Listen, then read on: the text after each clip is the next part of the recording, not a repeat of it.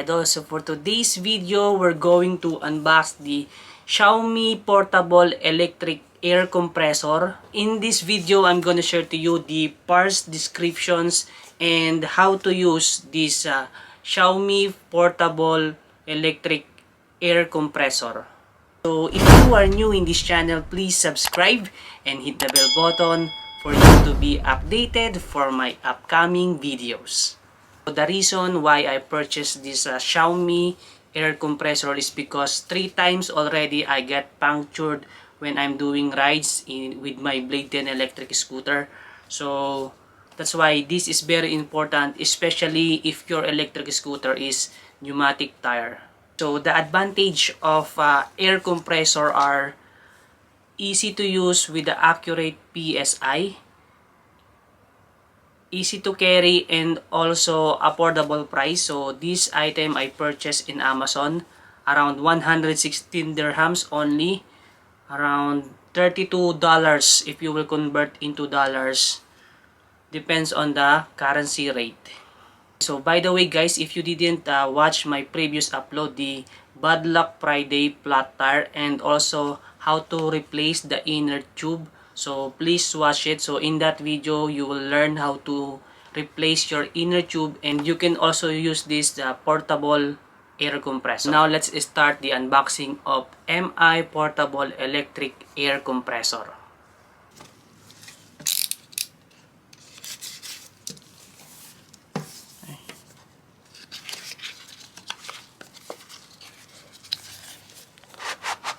Okay guys, so inside in the box of compressor, it has a pouch. Okay, it includes the pouch, and then here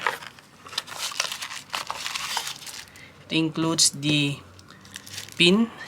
Okay, pin bulb, and then for charging cable, and also this adapter. The accessories included are charging cable, Presta bulb adapter, needle bulb adapter, and storage pouch. Parts descriptions are shredder bulb, high pressure air hose compartment, lights, air hose connection, display, plus button, light on off button, minus button, battery level indicator, charging port, mode button, start stop button, heat dissipation vent, battery level indicator, and charging. The battery level indicator has different colors to indicate the air compressor's remaining battery level. White, more than 50%, orange, 20 to 50%, red, less than 20%, charge as soon as possible. Battery level indicator while charging. Blinking white is charging. Stable white is fully charged. Note, the air compressor cannot be used while charging. Hello. Okay guys, so I will show you now how to use this portable MI electric compressor. Okay, so to turn on, just remove this hose. Okay, so as you can see, it turns on. Then if you press this, there's an option it can be used for bicycle PSI, and then for motorcycle bar, and then for car, okay, and then for ball like a basketball or soccer ball, you can use this. Okay, so here if you press this, you can see the lights. Okay guys, so now I will show you how to inflate my Fido Q1 electric scooter. So we will use this bicycle logo, so PSI. So to check the PSI, you can press this plus button. Okay, so 45. So let's use 30.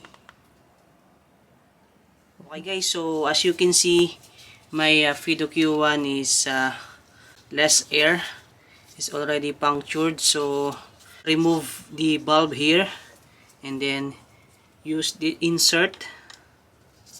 Okay, tighten it. Okay, so the standard PSI for the Fido Q1 is 40 PSI up to 50 for the rear, and for the front is you can use 30 to 40 PSI. Okay, so depends on your weight. Okay, so let's install up to 40 PSI.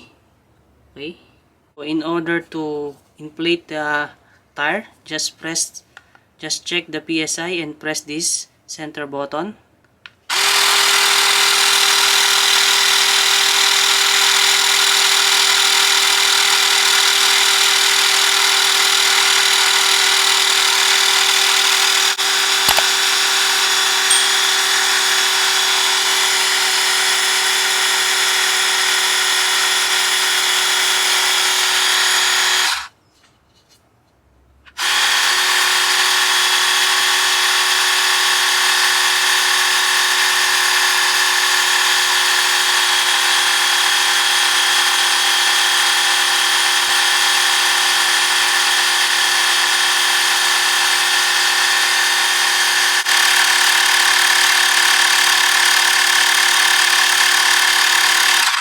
Okay guys, so as you can see, once he reached the PSI you input here, it will automatically shut off. It will automatically stop.